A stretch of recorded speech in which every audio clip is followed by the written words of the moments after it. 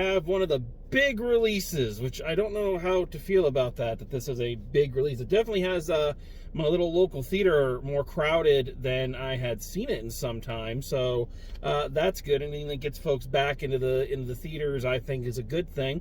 And it's kind of a landmark because this is one of the last movies I saw prior to the world kind of shutting down back in 2020. And even though I have not seen the original since that original viewing, I recall that it wasn't too bad. It wasn't great, but I went into it expecting it to suck in ways that defied vocabulary. Yet I came out fairly entertained. I thought the star of the show was definitely Jim Carrey doing his 90s Jim Carrey thing to great effect.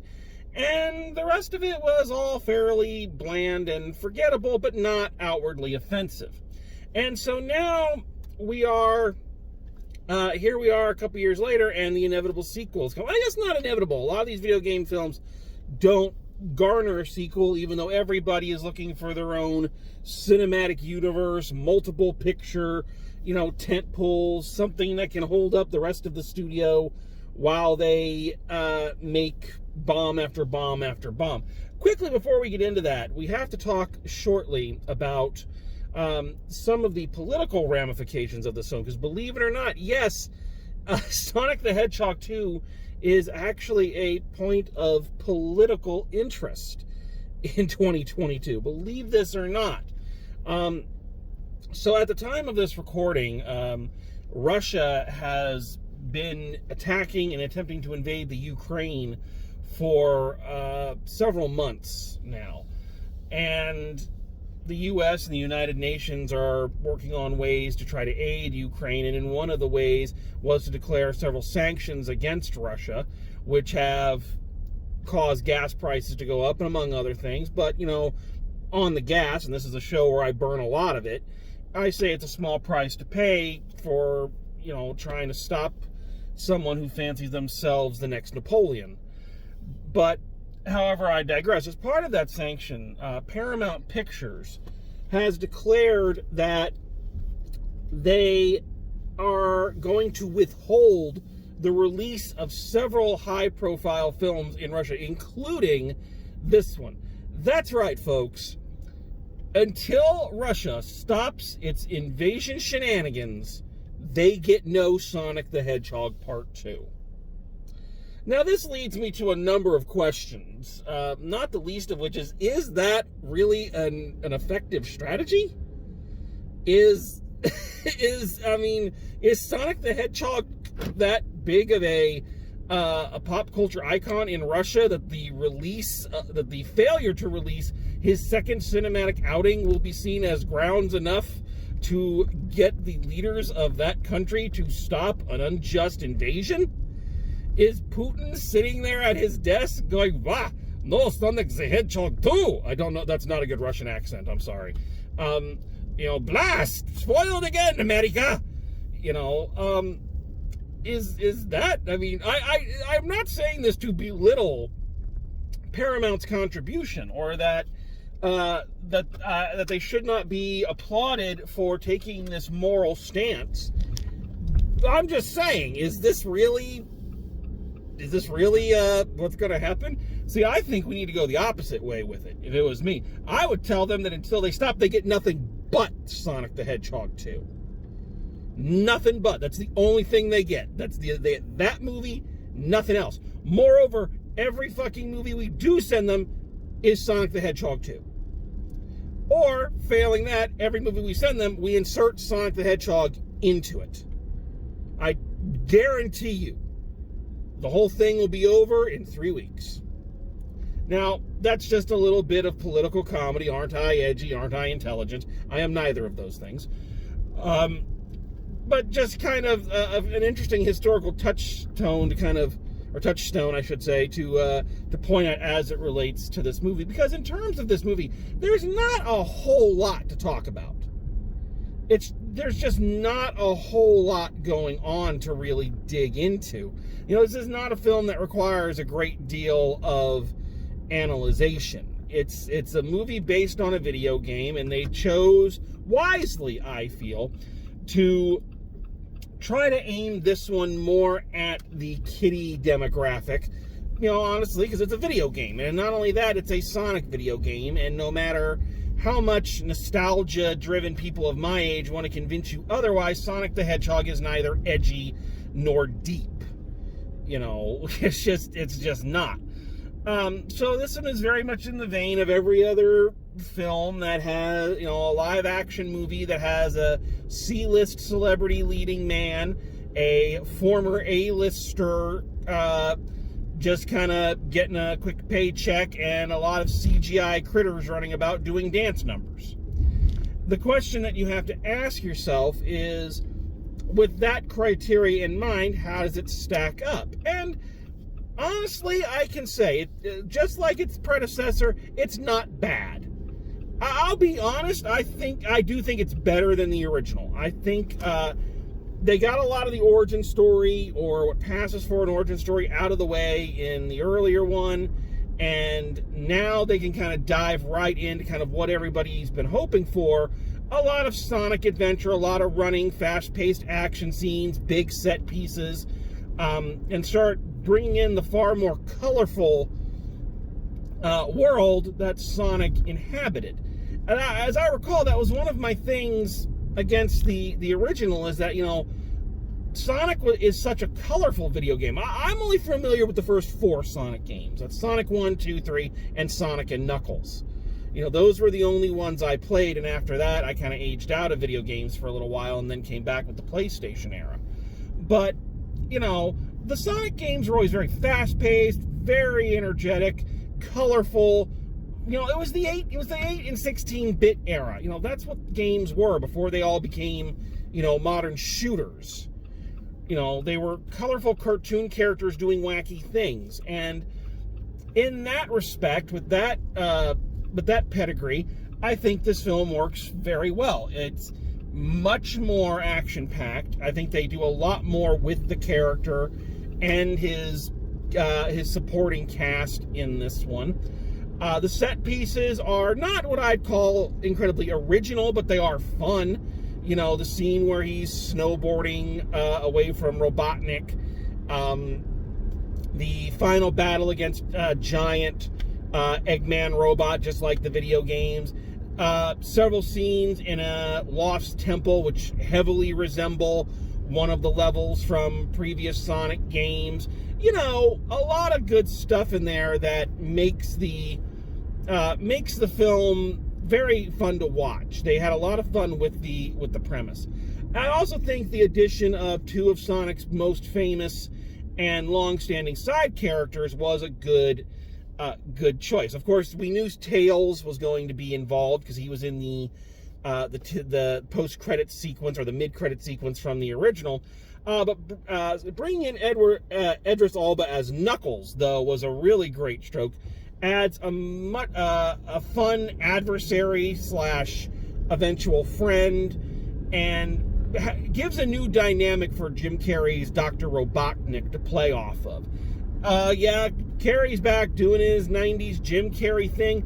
It wasn't as fun or as free as he kind of was in the first one. I felt like in the first one he was much more, much looser. He had a lot more wiggle room to do kind of his 90s shtick and just kind of have fun with it.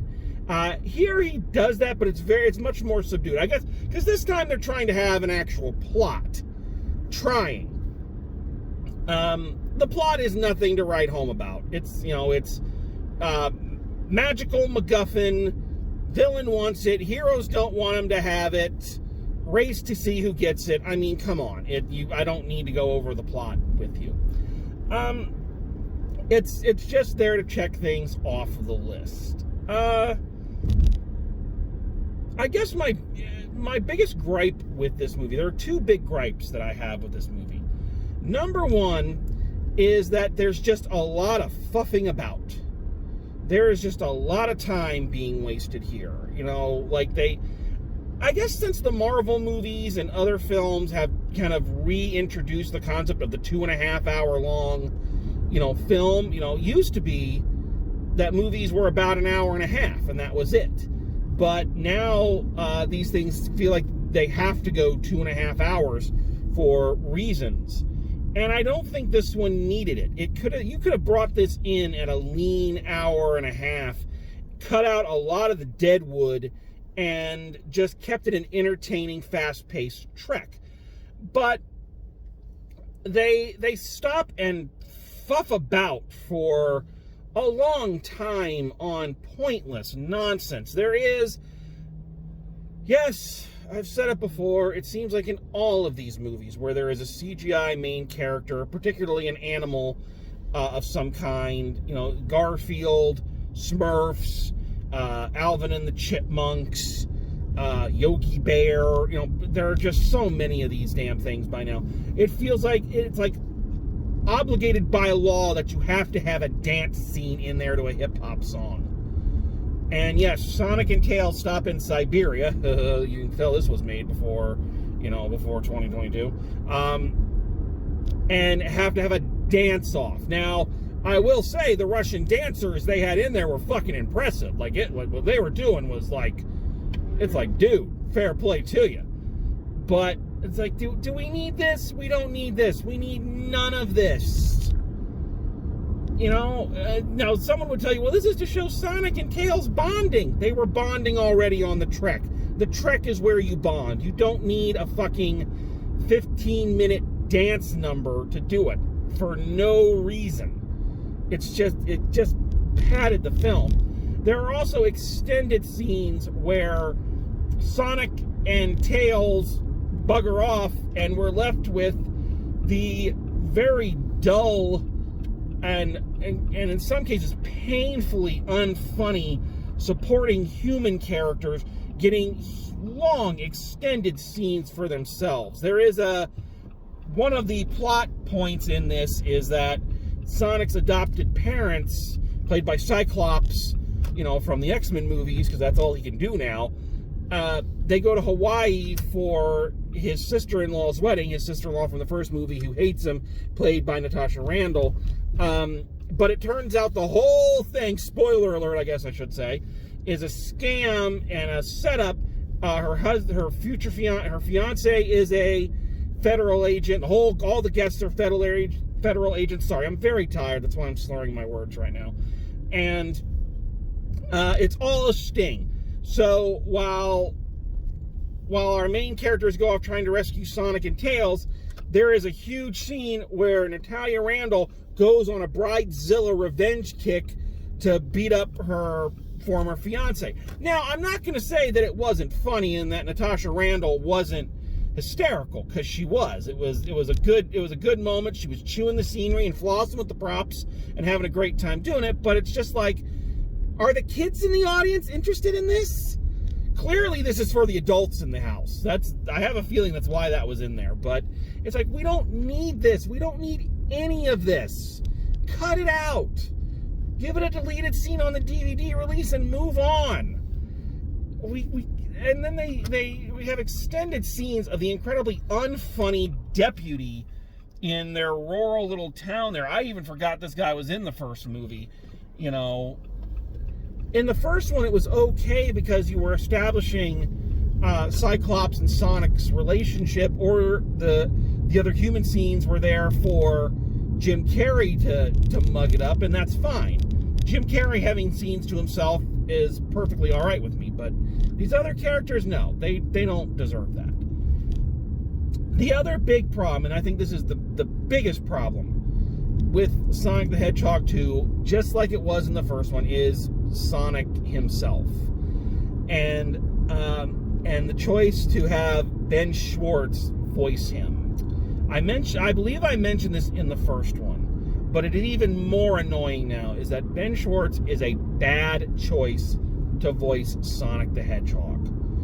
He does not sound, now as I understand it, and this is part of what the arc of this movie is Sonic is still a kid. He's still a teenager or a preteen. I'd say 13, 14 years old. I forget how old he's supposed to be. Ben Schwartz does not sound like a 13 or 14-year-old. He sounds like a grown-ass man trying to do a smarmy, sarcastic teenager, and what he comes off sounding like is every other unfunny fucking comedian these days who's so meta and so ironic and so fucking smug. And that's their humor. That's their funniness. Oh, I'm so smug. I just know everything. I'm just gonna make sarcastic remarks and hang lampshades on everything. And look, I understand. It's Sonic the Hedgehog. We're not looking for the character work of Hamlet here. But I also am a firm believer that if you are making a film for kids, you have an obligation to try harder than you do if you are making something for not kids, otherwise known as adults. All right?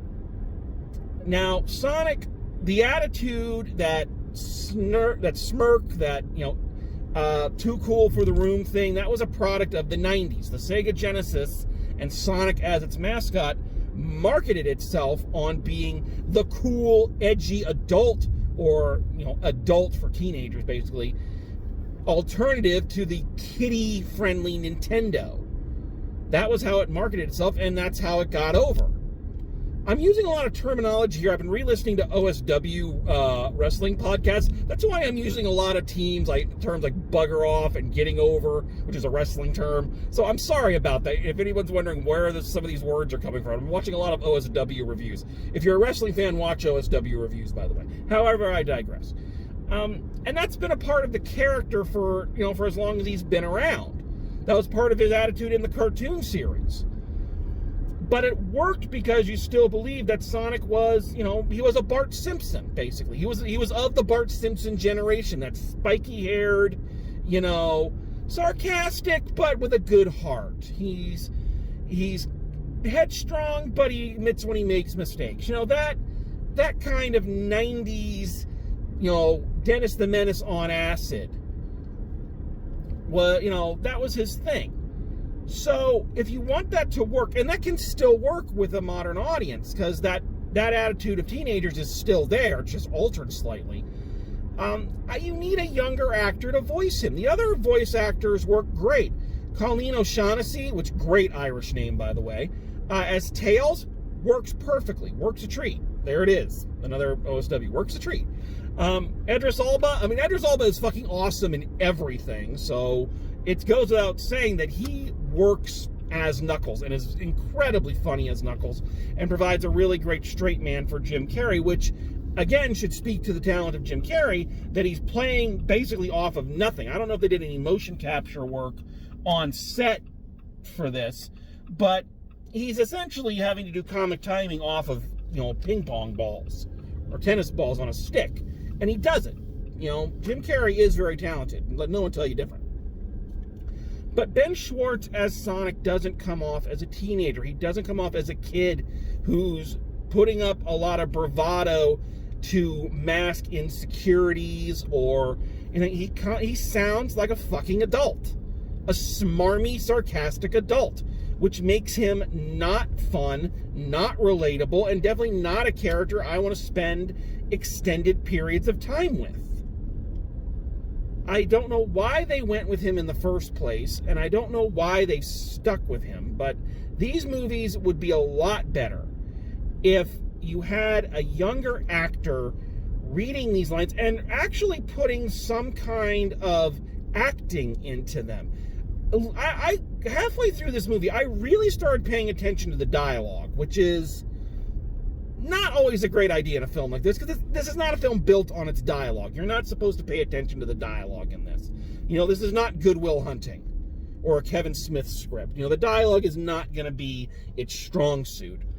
But I really was paying attention to the dialogue about halfway through and just was like, if you just performed this slightly different, toned the sarcasm down, upped the insecurity, gave the cadence less of a I rehearsed these wisecracks, 5 hours ahead of time for just such an occasion feel to it, and had it more being an off-the-cuff, making this up as I go along, Star-Lord kind of performance. I'm not saying get Chris Pratt, God, don't do that. Then I actually think this movie would work a lot better. It's not the dialogue, it's the performance. The performance doesn't work, and as such, Sonic is the least endearing thing in the movie Sonic the Hedgehog. And that is a problem to me. That is a big problem to me. So I can't fully endorse this film simply because I don't think I'd ever watch it again, because I can't stand the character of Sonic. And I can't stand the casting. This is nothing against Ben Schwartz. He's probably a very nice man, but he's the wrong casting for this. Casting is so important, and yeah, it's kind of like after Robin Williams got cast as the genie in Aladdin, and suddenly there was a lot of stunt casting in Disney movies and all animated films, and they stopped getting actors who fit the characters and just were trying to get big names to be the characters. And you became just very aware of who all was doing the voices. That's what this feels like. The character and the voice do not match up, and they constantly are at odds. And yeah, I just couldn't get into it because of that. Now, again, that's a big thing for me. Your mileage may vary. I want to stress that's been a lot of complaining about this film, but it's not a bad movie. It's not a bad movie. As I've said, very colorful, much more fast-paced. They do a lot of good things with the premise. It feels more like like playing one of the video games. A lot of fun nods to the video game in the early Sega Genesis, which was an awesome console, by the way. And while Sonic doesn't work, Tails and Knuckles really work. And they were a lot of fun, so they kind of carried the movie. So I can't say I didn't enjoy this film. I'm just saying it's not as good as it could have been. And all it would have taken was some trimming down and a different voice actor. So there it is. That's my review for Sonic the Hedgehog 2. So let's wrap this up. Final grade for Sonic 2. I'm going to be very generous, and I'm going to say a B-. I was toying with the idea of making it a C+, but I do think I was entertained. I was entertained. I wasn't bored by most of it, and I think there's some good stuff going on. I guess the other thing I would say is these movies have so much goddamn product placement. I forgot how much product placement and how much Olive Garden dick this movie sucks. You know? God damn. Anyway, so I'm being very generous. My opinions may change as the year drags on and I get closer to the end of the year reviews and lists. But for right now, I'm going to be generous and say a B-. It's a decent enough. If you played Sonic as a kid, you're gonna have some fun with it. And if you have small kids, they're gonna enjoy it. So sometimes that's all you can hope for. So there it is. That's my review for Sonic the Hedgehog 2. So thank you for joining me. Thanks for coming along for the ride. And as always, drive safe. And I will see you at the movies.